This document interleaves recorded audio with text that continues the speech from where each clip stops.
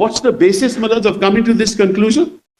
These electoral bonds are meant for a political party to be in power in perpetuity, because the amount of money through these means, which quote unquote are legitimate, will empower that party through capital to influence everything. This is the most unconstitutional, undemocratic, unfair scheme that destroys the very basic structure of our constitution. Free and fair elections is the basic structure of our constitution. This scheme is neither free nor is it fair. It's not free because the industrialists cannot say no.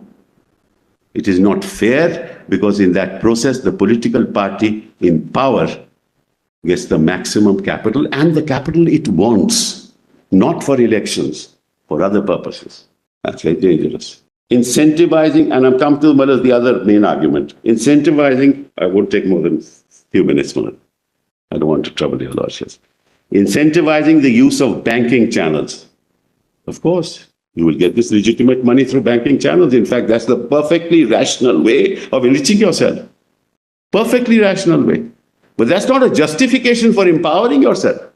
I can understand if there was a correlation between this and the election process, in which you must disclose how much you have spent, where you have spent. But that cannot be, because it is the candidate who is fighting the election, not the political party. As far as persecuting the person who has been given the money by that party to an opposite party, they will be persecuted. But why will they be persecuted? Well, let me tell your lordships. Just to tell your lordships what the reality is. A big industrialist who has enormous power will give it to all political parties. And the party of the center will never hold it against that industrialist. Because everybody is benefited. The system enjoys this money. Enormous capital to the party that is in the center, and small little donations to the others. And everybody knows about it. It's not a secret. So there'll be no retributions that why did you give it to that party? Because you've also got the maximum. Why should there be a retribution? So this whole argument that no, there'll be a retribution, why have you given to that party? Supposing, Maharaj, I have got 100 crores. I get 100 crores, but the donation shows that he has given 500 crores. I'll know that 100 crores come to me, 400 crores have gone somewhere else. And if, Maharaj, for the 100 crores, the quid pro quo is 4, 5, 6 instances, then out of 400 crores, why should the retribution be more than just 4, 5, 6 instances? The same logic will apply. Same logic will apply. So why are you protecting those, Malaj? And the most serious part, Malaj, which I said earlier, that I will never be able to go to a court of law. What you're doing is giving a protection to corrupt transactions by not putting that information in the public domain, because I will never know. So, Maharaj, how do I move forward? Where do I go? I can't file an FIR because I don't know. I'll be subject to defamation. I can't go to court. I have, under 156(3), I'll have to go to, I'll have to give some data. I don't have the data. So what court order are we talking about? Don't shield the process of corruption itself by allowing this to go on. If you want to deal with corruption, the first thing to do is to quash this scheme. This is the surest way for political perpetuity. Having said that, just 5 more minutes.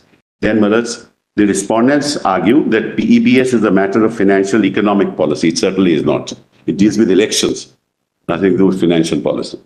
In fact, the EBS and amendments on which it is based changes the very ground rules of the electoral process. The very ground rules, which negates any presumption of constitutionality, and on the contrary requires heightened judicial scrutiny. That's the answer to that question of financial and economic policy. Economic policy is the bearer bonds issue, because that way you can bring black money into the economic system and pay tax on it. This has nothing to do with it.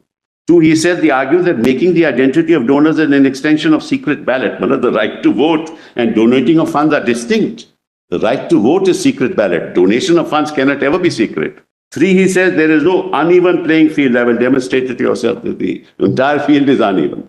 4, they say the respondent has distinguished ADR and PUCL on the ground that the information sought for in those cases already existed and just needed to be disclosed. In this case, Manoj, the only reason the information about the identity of donors is unknown in the present case is the structural design of the system.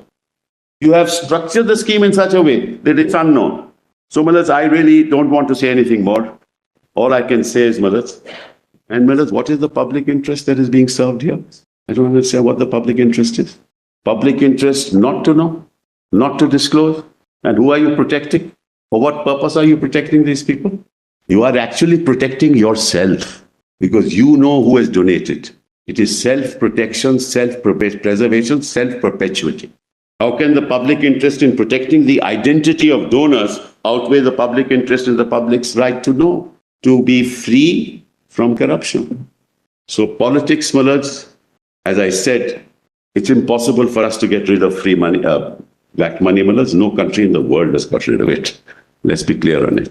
All your lordships can do is to tell the government, this is not the way forward. You want to deal with it in a way that is transparent, that gives us the confidence that it is not for you, it is for the larger public interest. I buy shares in a company.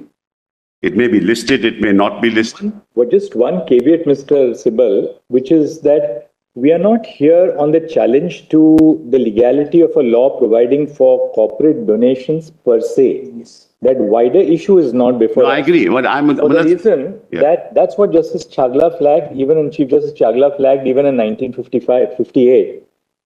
He said there should be no corporate donation, but we are not really dealing with that. So I'm not on that. Really into that area at all, because 293 anyway allowed. Well, I'm not on that. So, I'm on a wider on what you said in the latter part of your formulation, without the consultation and the approval of the shareholders. That's the point. Yes. That's the point. That's why I said. Otherwise, the broader philosophical perspective that allowing corporate donations is really permitting some form of quid pro quo. No, Malad, I'm not on that because my learned friend we needn't go in that broad area here, because in that sense, the moment we accepted 293, our society legitimized corporate quid pro quo. Malad, Malad, but there is an element of quid pro quo the moment you have corporate exactly, Balaz. There's no doubt therefore, about it. I mean, that's why a large public limited company who makes a donation doesn't give it for charity. Exactly. Or for, for that's why I said capital and influence are Siamese twins, Malaz.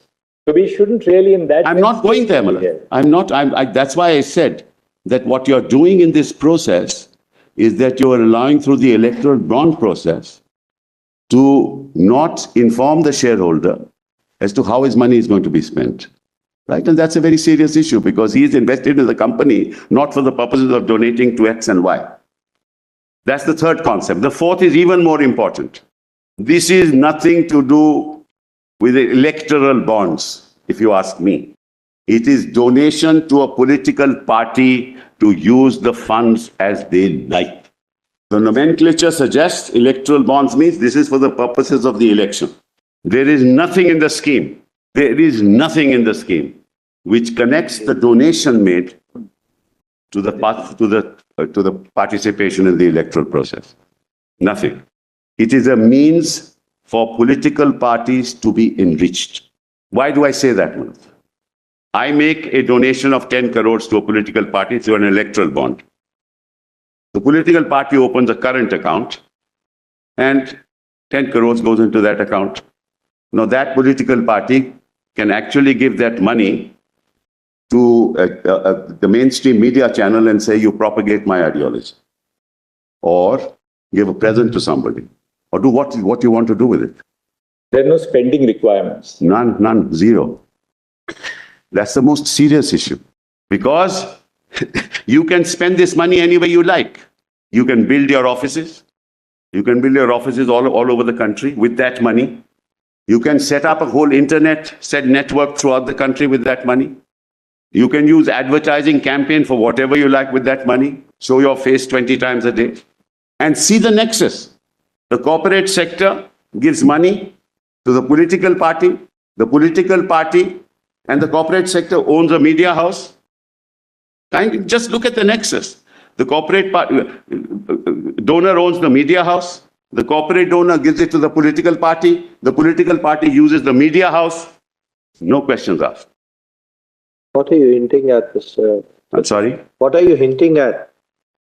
You close the account, that's the end of the matter. You get the money, close the account, but that's it, and then you spend it the way you want. Well, this is not a scheme for I can understand. Quite frankly, I can understand the corporate sector being told that we impose a cess like education cess. You impose a cess on the corporate functioning of companies. With that cess, you have a capital, and capital you distribute in accordance with the representation in the Lok Sabha. So everybody has the same amount, and the same money can be used for that. What you are doing now is entirely different. You are saying you give me as much money as you want to give me. That Aziz argued, that... So your submission is this is not money for electoral participation, but money for enriching the political party. Yeah, individual party. It's just enriching the party. There are no spending requirements. There's no auditing requirement as to how the money accountability. Utilized, nothing. No accountability. Absolutely no accountability. What's the next point? The last point, the fifth point, is that in fact it protects the nature of the scheme protects those who have committed a crime. I'll give you an example. Under the Prevention of Corruption Act, Section 7 of the Prevention of Corruption Act, you give money to a public servant, members of parliament are public servants. Many members of the political party who are in the fray are public servants. Now, as your lordship knows, under Section 7, you can also prosecute a person in anticipation of a favor, not just having granted a favor. So you give a donation, no questions asked, you get a favor, you cannot correlate one with the other, and I can't prosecute you. This is a scheme to protect criminals from being prosecuted.